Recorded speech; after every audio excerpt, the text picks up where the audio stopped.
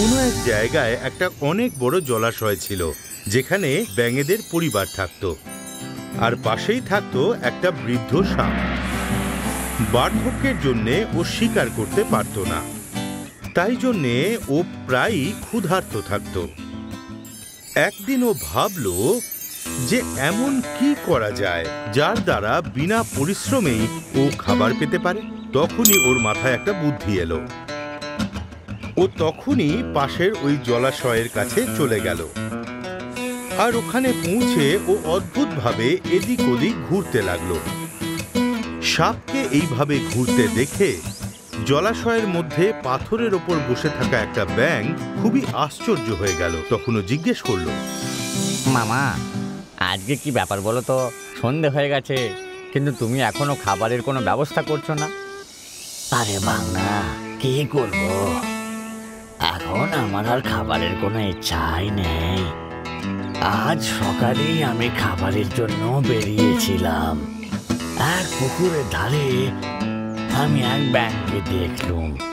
আমি যেই ওকে ধরতে যাব, অমনি ও আমাকে দেখে ফেলল।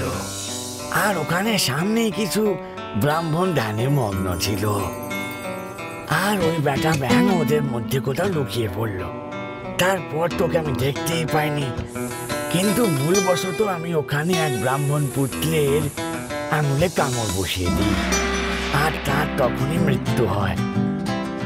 আর ওর বাবা খুব দুঃখিত হয়ে পড়েন। ওই শোকাহত বাবা আমাকে অভিশাপ দিয়ে বলেন, দুষ্ট, তুমি আমার পুত্রকে কোনো অপরাধ ছাড়াই ছোবল মেরেছ, তাই তোমার মৃত্যু তোমাকে কোনো নেউল কাটলেই হবে।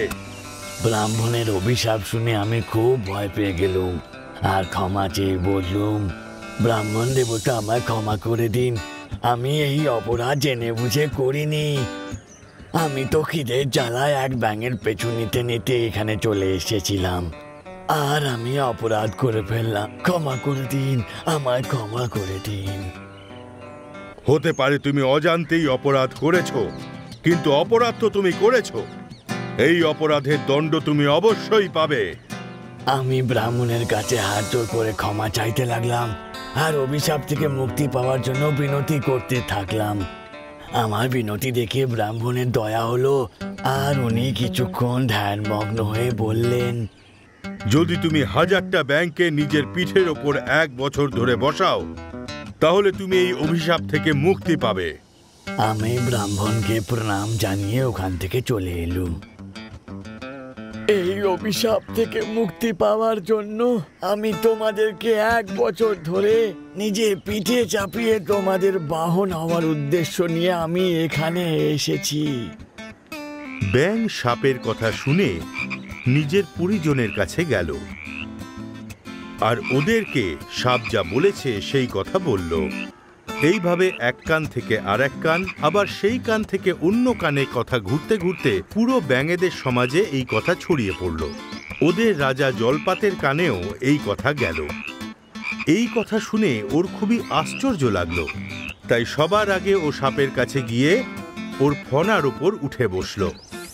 ওকে সাপের ওপর উঠতে দেখে অন্যান্য ব্যাঙগুলো ওর সারা গায়ে উঠে বসল। সাপ কাউকে কিচ্ছু বলল না। সাপ ওদের বিভিন্ন রকম খেলা দেখালো। সাপের কোমল ত্বকের স্পর্শ পেয়ে জলপাতের তো খুবই ভালো লাগলো। এইভাবে একটা দিন কেটে গেল। দ্বিতীয় দিন যখন ওদের নিয়ে সাপ এগোতে লাগলো, সাপ আর এগোতে পারল না। তখন ওর অবস্থা দেখে জলপাত বলল, আরে ব্যাপার কি, আপনি যে আর চলতেই পারছেন না? হ্যাঁ, আমি আজ ক্ষুধার্ত, তাই চলতে খুব কষ্ট হচ্ছে।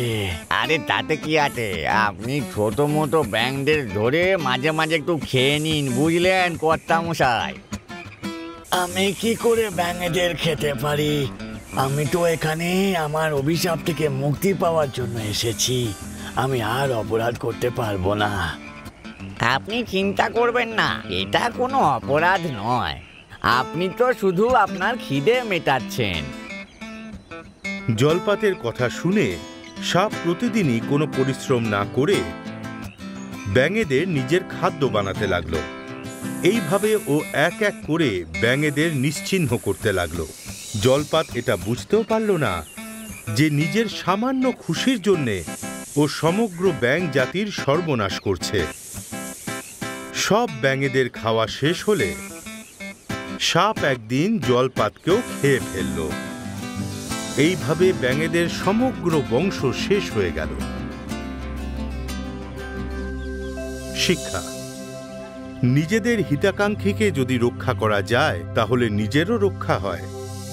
আমাদের ইউটিউব চ্যানেলটিকে এক্ষুনি সাবস্ক্রাইব করুন। নতুন ভিডিও দেখার জন্য বেল আইকনটি অবশ্যই টিপুন।